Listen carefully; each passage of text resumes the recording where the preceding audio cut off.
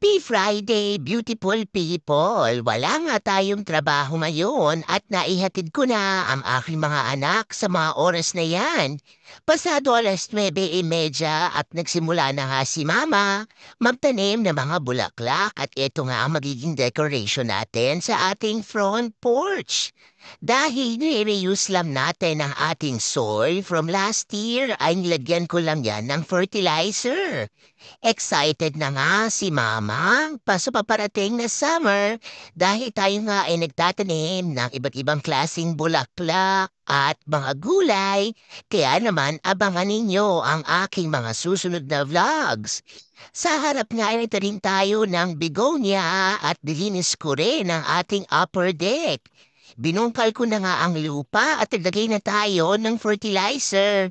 Ilagyan ko muna ng mga bulaklak ang ating mga planter boxes. Dahil hindi pa ma-ready ang ating malalaking paso ay ihuhuli ko ng itanim ang ating mga gulay.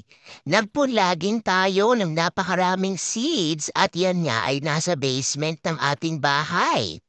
Ang mga planter boxes nga na ito ay nilagyan natin ng celosia, petunia, at zinnias at antayin ninyo ang progress ng ating summer garden. Ayun na nga at nagdagdag pa tayo ng fertilizer para naman bumunga ng bonggang-bongga ang ating mga bulaklak. Mahaba-haba pa at marami pa tayong lilinisin sa lower deck, kaya naman samahan ninyo ako sa mga susunod na araw. Ang araw na ito ay inilaan ko sa paglilinis ng ating deck at backyard. Medyo pagod na nga si Mama sa mga oras na yan. Pero dahil tayo nga ay nag-e-enjoy ay patuloy pa rin ang ating pagkilos.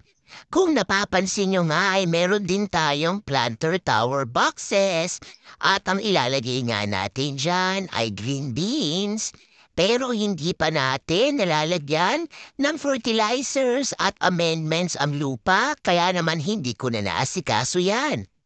Kahit na nga sobra ang ating allergies ay wala pa rin tigil si Mama at inaasikaso talaga natin ng bonggang-bongga ang ating likuran dahil ito nga ang aking therapy. Summertime nga pagkatapos nating magtrabaho ay diretso tayo kagad sa ating backyard para silipin ang ating mga pananim. Kaya naman, i-push mo pa yan, Mama. Iinom na lang tayo ng gamot sa ating allergies mamaya. Pagkatapos ko ang mailagay ang ating mga bulaklak ay ililigan ko na rin yan dahil napakainit nga ngayong araw na ito. Pasado 12:30 nga ay nakaramdam na tayo ng gutom at dahil tayo nga ay nag-fasting ngayong araw na ito, ay yan ang ating first meal of the day. Ang chapsuy nga na ito ay niluto pa ni Daddy no isang araw at dahil wala nga tayong natirang ulam, ay yan na nga ang ating uubusin.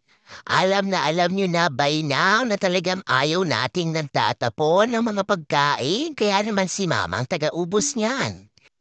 Pagkatapos nga natin kumain ay hindi na nagpahinga si Mama.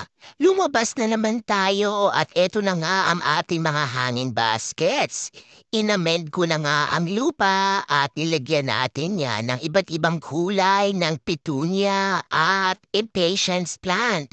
Talaga namang hindi man paawat si Mama at kahit na nga bahing ng bahing ay todo pa rin ang pag-aasikaso natin ng ating garden. Ganito nga tayo every year, nilook forward natin dahil maikli lang ang ating season ng pagtatanim dito sa Pennsylvania.